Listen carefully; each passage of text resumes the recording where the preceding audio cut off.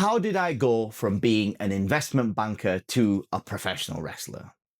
Little story time.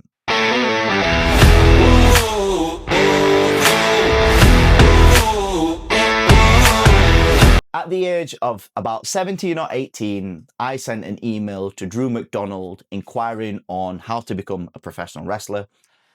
I never got a response to that email, so I kind of forgot about it. I carried on doing what was expected of me, what my family expected of me, which was to get a university degree. So I spent 3 great years at university. I got my degree. I then applied for an internship program that was based out in New York.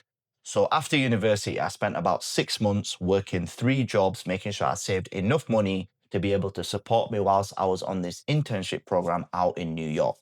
The coolest thing wasn't just the fact that I was getting to work for one of the biggest investment banks in the world.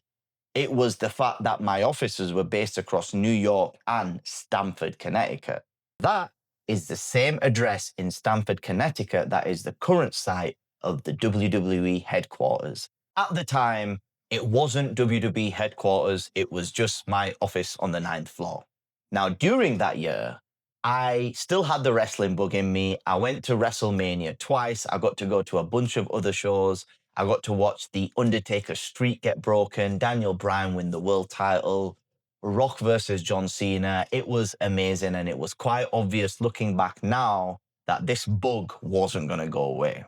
After that year, I got the opportunity to work for the same investment bank in central London. So off I went, packed my bags and moved to central London. But I spent about a year and a half working in that investment bank, and about a year into it, I think I realized that the office life isn't quite for me.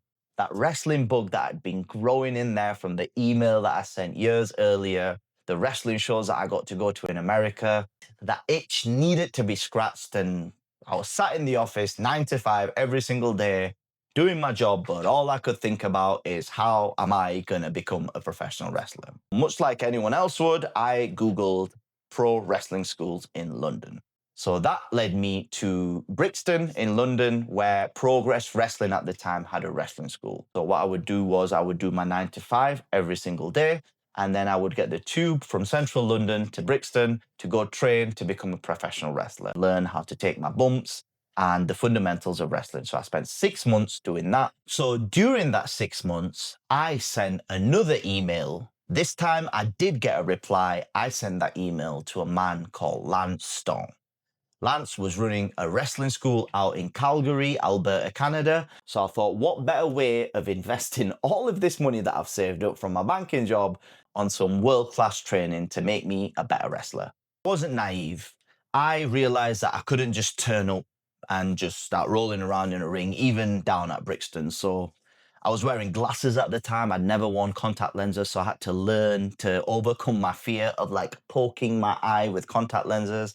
That took a while. I had to clean up my diet and get a little bit leaner because that office cussy job with money coming in and expensive London lunches was adding up on the waist as well.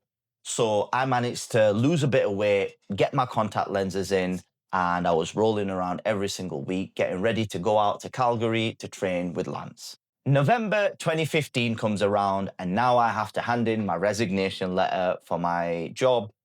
This was obviously a great opportunity, so I had to think long and hard about it. Handed in the resignation. I was free, ready to go across the world to learn how to become a professional wrestler from one of the best. I very fondly remember in December walking around Gatwick Airport thinking, what have you done? What have I done? I was so tempted to go back home, reapply for my job, and go back to that safe environment. And I had a choice right there and then, either get on this flight or quit right now. I got on the flight and I flew out to Calgary. Little did I know that getting on that flight would lead to 10 of the best years of my life. So I guess it was always meant to be. And the rest, as they say, is history.